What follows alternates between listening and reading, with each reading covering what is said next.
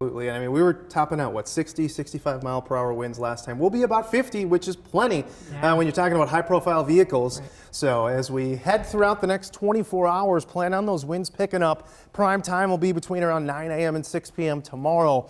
And we'll be talking gusts pretty constant, about 40 to 45 miles per hour. But I wouldn't doubt that we see some gusts upwards of 50 miles per hour included in that as well. So that's going to lead at times to some light blowing snow, as we'll have some chances for snow falling through the northern half of the state.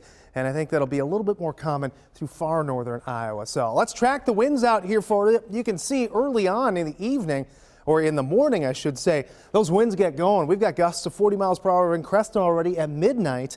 And then we see a surge of those winds by mid-morning time frame, winds of over 50 miles per hour in Sioux City. And we've got them 30 to 50 miles per hour across much of the state. And that's the way it's going to be pretty much all day. So if you find some branches down, twigs down, even intermittent power outages at times, here's your culprit.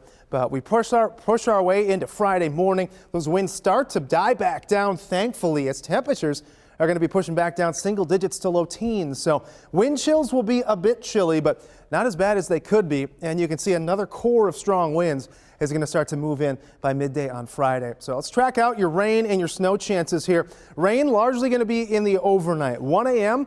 We've got it from Spencer all the way down to Omaha. That line is going to continue to the east and kind of pick up a little bit of steam as it does so, and bring in a little bit more moisture. This should be enough to pump out maybe 1/10 to 2/10 of an inch of fresh rain for us. And then on the back side of this system, we draw down much colder air, and that's going to allow for some flakes of snow to fly up there. Could even see a little, some bursts of snow. And where we see that combined with the winds could lead to some limited visibilities at times. We'll clear things out by Friday morning, though. So we're looking at a sunny start to the day on Friday, but it is going to be cold out there. But a look at where the rain will be the heaviest. You go metro southward towards Creston, around 1/10 of an inch, but I think we'll have around 2/10 of an inch down near Burlington. And your snow forecast under an inch, especially for those northern portions of the state. You can see anything more significant is going to land upwards into Minnesota. Your feels like temperatures, coldest of the cold, late Thursday into early Friday will actually start to warm up a little bit as we head through Friday morning. So your commute on Friday will be chilly, but the worst of the cold will be behind us at that point. So your forecast for tomorrow, if you want to feel mild air, earlier the better, because that front's going to roll through and it's going to bring those gusty winds along with it. And that's going to tank our temperatures. We're talking temperatures decreasing all day long from 40 at 10 a.m. down to 22 by your drive home. So that morning commute's going to feel a whole lot nicer than the evening commute will.